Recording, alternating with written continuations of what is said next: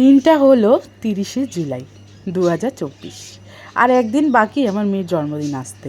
আজ তোমাদের আমার অতীতের কিছু একটা গল্প শেয়ার করি। 2019 ডিসেম্বর মাসে আমার বিয়ে হয়। তারপরে চলে আসে লকডাউন, করোনা, সব কিছু। এক জায়গা থেকে এক জায়গায় এসে পরিবেশের সাথে মানিয়ে নিতে পারছিলাম না। তারপর হয় 2 মাসের মাথায় আমার এক বিশাল অসুখ। সারাদিন নিজেকে খুব দুর্বল লাগতো, সারাদিন মাথা ঘোরাতো আর সব চোখের সামনে অন্ধকার হয়ে আসতো, মনে হয় এই হয়তো পড়ে যাচ্ছি।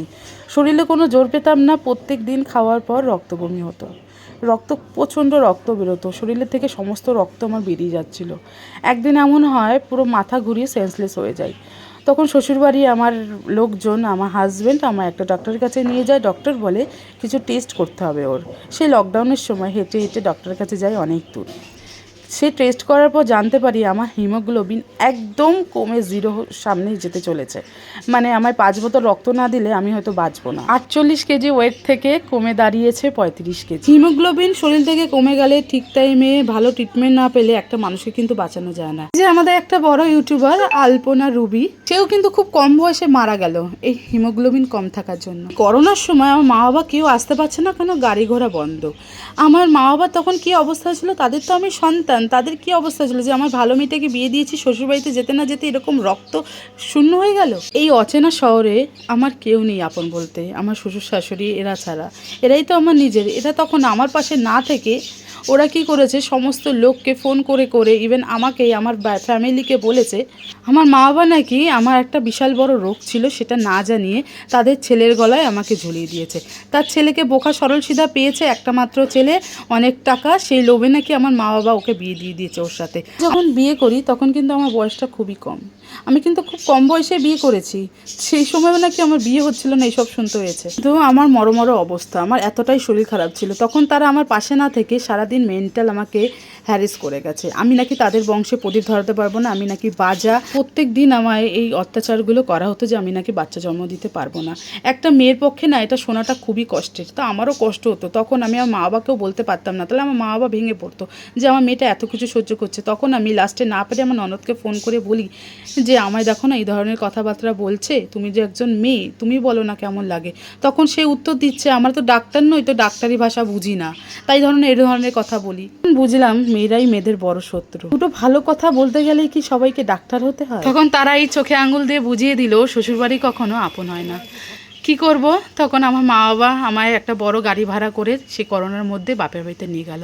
একটা বড় ডক্টর দেখানো হলো, বলা হলো আমাকে এক্ষুনি যদি রক্ত না দিই আমি বাঁচবো না। তবে অনেক ট্রিটমেন্ট করার পর আমি সুস্থ হয়েছি। বলেছিল আর কোনো রোগ নেই আমার, আমি বাচ্চা নিতে পারি, সুস্থ সবল বাচ্চা আমার হবে।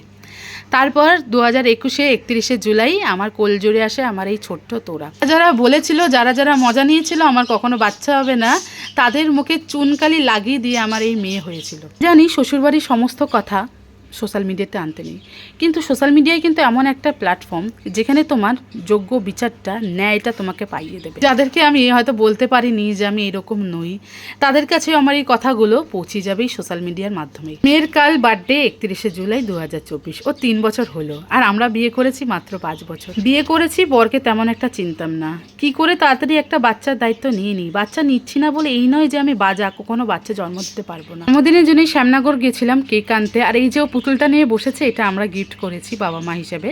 তো এই যে দুখানা কেক আনা হয়েছে, একটা হচ্ছে চকলেট কেক আর একটা হয়েছে পিঙ্ক কালারের কেক, কারণ আমার মেয়ের হ্যাপি বার্থডে ড্রেসটা হচ্ছে পিঙ্ক কালারের, তো আমরা পিঙ্কের ওপরেই সব থিম করতে চেয়েছিলাম, তাই পিঙ্ক কেক আনা হয়েছিল। টেস্ট অ্যান্ড বাইরে পিঙ্ক কালারের কেক ছিল না বলে অন্য কোনো একটা দোকান থেকে কেক নেওয়া হয়েছে। এখন রাত 12টা, তাই জন্য আমার মেয়ের এখন বার্থডে সেলিব্রেট করা হচ্ছে। জানো তো ভগবান না সবাইকে সব দরজা বন্ধ করে দেয় না, একটা দরজা খোলা রাখে, সেটা হলো আমার বর। আমার বর ভালো ছিল বলেই হয়তো আমার এই সংসারটা আজ 5 বছর, নাহলে হয়তো আমি সংসারটা করতে পারতাম না। আমার মেয়েকে না তোমরা সবাই আশীর্বাদ করো। আমার মেয়ে না সেরকম একটা শ্বশুরবাড়ির দিক থেকে ভালোবাসা কখনো পায়নি। হ্যাঁ, আমার মা বাবার বোনের তো জীবন আমার মেয়ে। আমার বর যেন কি বলে, কে ভালোবাসছে তোমাকে, আমার তোরাকে কে ভালোবাসলো না, তাতে তুমি এত কষ্ট পাও কেন? আমি তো তোমাদের দুজনকে খুব ভালোবাসি। দেখো, বাচ্চাকে কিন্তু কিছু শেখানো যায় না, ও যার কাছে ইচ্ছা যাবে, যার কাছে ইচ্ছা যাবে না।